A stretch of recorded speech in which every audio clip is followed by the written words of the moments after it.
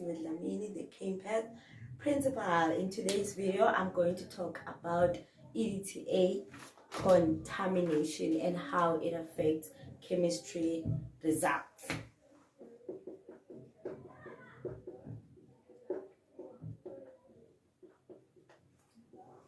So what is this EDTA? So EDTA, it is an anticoagulant.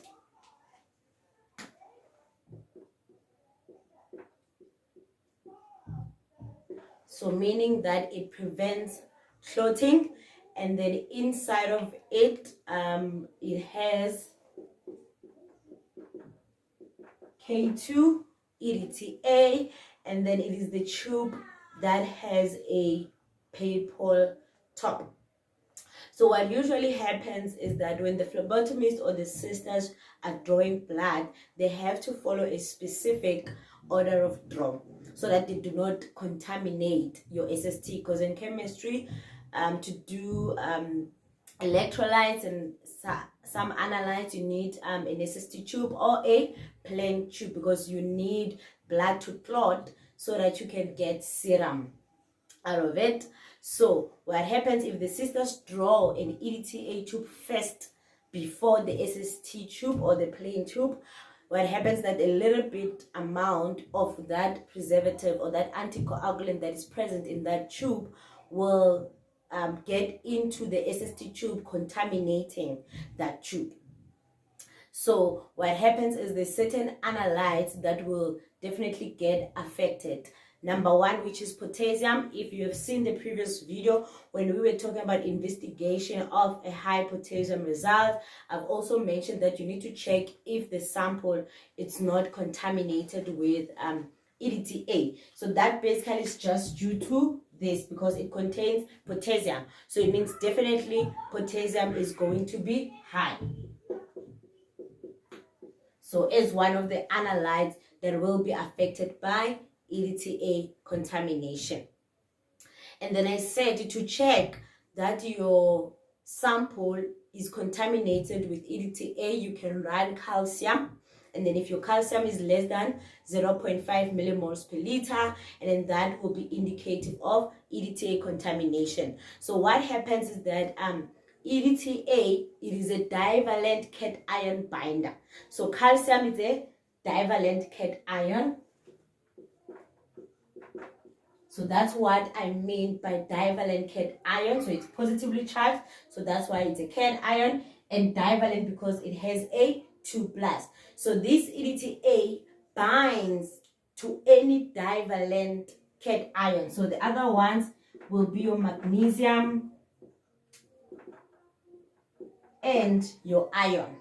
So because we are saying it binds to them, so when it binds to them, it means when you are measuring these analytes, you're gonna get false low result. It wouldn't be that from the patient's body, calcium, magnesium, or iron levels are low.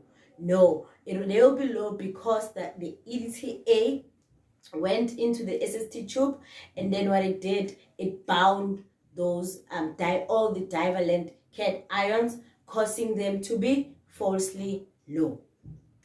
And then other analytes that can be affected by this EDTA contamination, your chemistry result, will be your enzymes.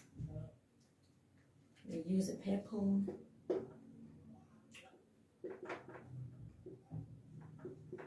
So the enzymes, your ALP and your CK as well, they're going to be affected. So you're going to get false low results. And the reason being is that this EDTA, basically it affects the rate of reaction or the activity of these enzymes. So when we are measuring enzymes in chemistry, we are not measuring the enzyme on its own with a mass method. There's only one enzyme that is measured with the mass method, like determining that specific enzymes using immunoassays. In most cases, we use enzymatic reactions and spectrophotometry to determine the activity of that enzyme. So if the tube is contaminated with EDTA, it means the activity of that enzyme will be affected, and then we get a false low result. Not necessarily that the patient does not have the enzyme in their system, but just because the activity was affected, and if the activity is affected, then we can't get a result from the machine. So that's why we say it is falsely low. And then due to this, that's why when you have established that your sample is contaminated with EDTA, so all of these results, you can't report them. You have to remove them and get a new sample to be able to run them. Like your potassium, if there's EDTA contamination, you can't report that potassium result because it will be falsely high.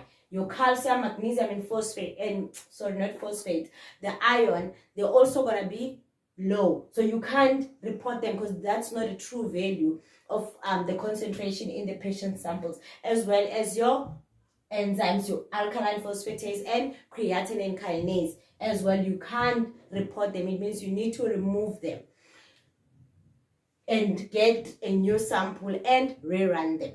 But again, also you will have to follow your lab's protocol with regards to recollection of samples, on when to do it, because sometimes others can just say, okay, do not recollect. If let's say there was a panel of tests that was requested, you do not have to recollect. You can just ND those ones that are affected, and then the doctor, as soon as they get results, they will decide whether they still want these tests, because they're not going to have results or not.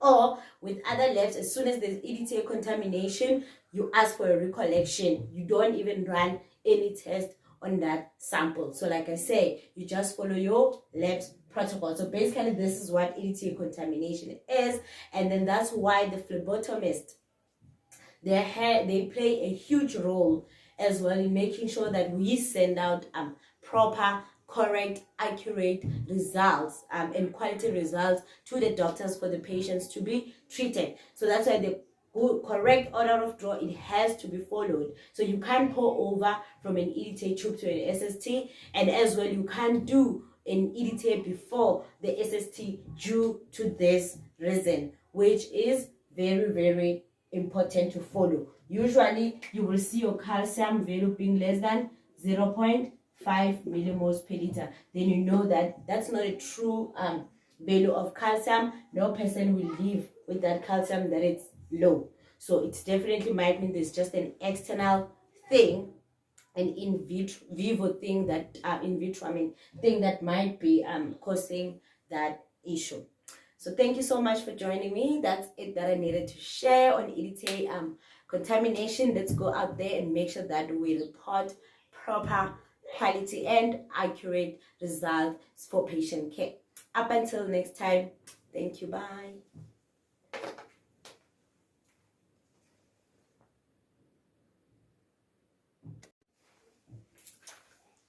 Hey beautiful people, welcome back to my channel. My name is